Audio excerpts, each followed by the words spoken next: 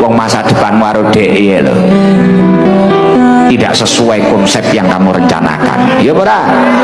Kadang-kadang didukuk nih barang, disuwuk nih barang, dilalah malah meteng karo wong liya. Lah. Krono nek kowe iki selalu eling kematian, kowe ra ketemu lek kedonyan. Lekasmu wong gebu-gebu, jadwalmu sesuk apa sok ben ra ngerti. Akhire jenengan tuwenang uripmu enteng.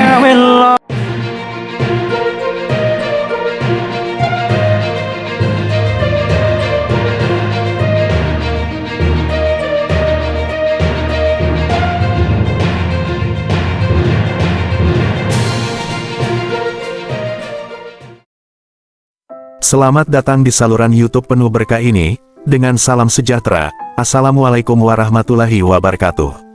Bagaimana kabar sahabat-sahabat setia di luar sana? Semoga kesehatan dan kebahagiaan senantiasa menyertai kita semua, amin. Kembali lagi bersama saya di dunia Cakrif, di mana pengetahuan dan hiburan bertemu. Untuk teman-teman yang belum menjadi bagian dari komunitas ini, yuk segera subscribe saluran ini, dan jangan lupa nyalakan loncengnya. Dengan begitu, kalian tak akan ketinggalan informasi dan berita terbaru dari Cakrif YouTube channel. Sekarang, mari kita berkelana bersama dalam berita tentang kriteria orang cerdas menurut Gus Ikdam, ternyata bukan yang ranking 1, tapi bersiaplah untuk pengalaman yang tak terlupakan.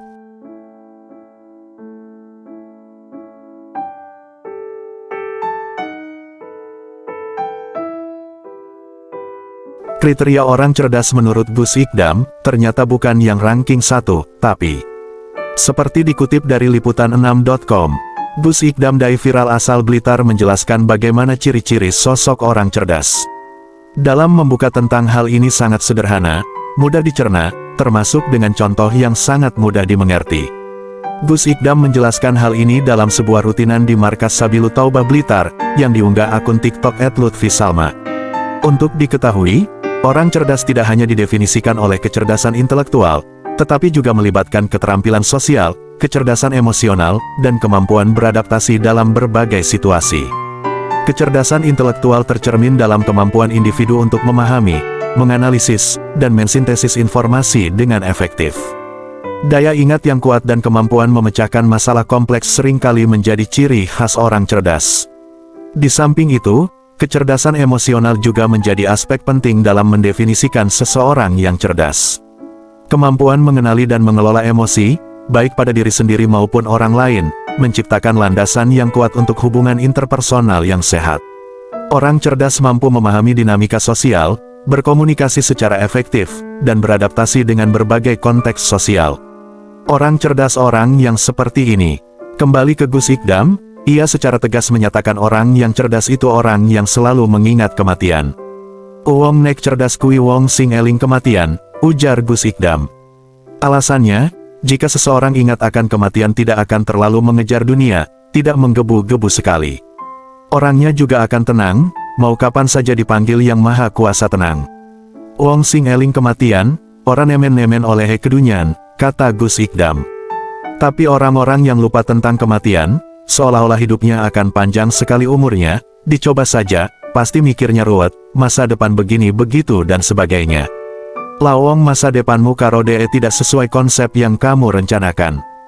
Pacar disuwuke barang dilalah nikahe karo wong liyo, tambah Gus Ikdam. Wong niku sing cerdas selalu mengingat kematian. Orang yang cerdas adalah seorang yang selalu mengingat kematian.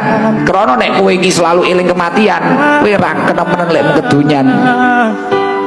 Lekasmu wong gebu-gebu, jadwalmu sesuk apa sok ben ra ngerti. Akhire jenengan tuwenang uripmu enteng.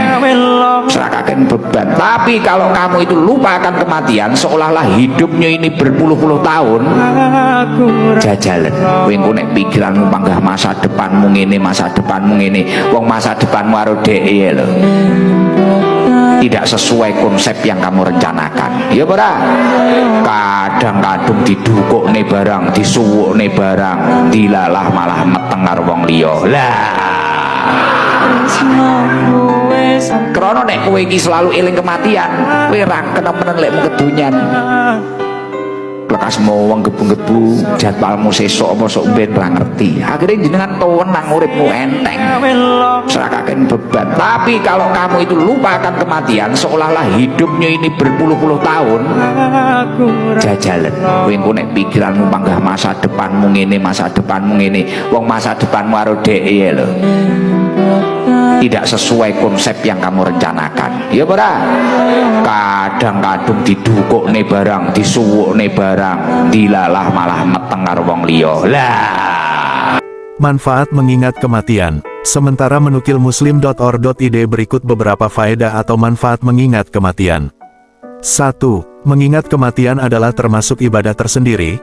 Dengan mengingatnya saja seseorang telah mendapatkan ganjaran karena inilah yang diperintahkan oleh suri tauladan kita, Muhammad Shallallahu Alaihi Wasallam. 2. Mengingat kematian membantu kita dalam khusyuk dalam salat. Nabi Shallallahu Alaihi Wasallam bersabda, ingatlah kematian dalam salatmu karena jika seseorang mengingat mati dalam salatnya, maka ia akan memperbagus salatnya. Salatlah seperti salat orang yang tidak menyangka bahwa ia masih punya kesempatan melakukan salat yang lainnya. Hati-hatilah dengan perkara yang kelak malah engkau meminta uzur, meralatnya, karena tidak bisa memenuhinya. Hadis riwayat Ad-Dailami dalam Musnad Al-Firdaus. Hadits ini hasan sebagaimana kata Syekh Al-Albani. 3. Mengingat kematian menjadikan seseorang semakin mempersiapkan diri untuk berjumpa dengan Allah. Karena barang siapa mengetahui bahwa ia akan menjadi mayit kelak, ia pasti akan berjumpa dengan Allah. Jika tahu bahwa ia akan berjumpa Allah kelak padahal ia akan ditanya tentang amalnya di dunia, maka ia pasti akan mempersiapkan jawaban. 4. Mengingat kematian akan membuat seseorang memperbaiki hidupnya. Nabi Shallallahu Alaihi Wasallam bersabda, perbanyaklah banyak mengingat pemutus kelezatan yaitu kematian, karena jika seseorang mengingatnya saat kehidupannya sempit, maka ia akan merasa lapang, dan jika seseorang mengingatnya saat kehidupannya lapang, maka ia tidak akan tertipu dengan dunia sehingga lalai akan akhirat.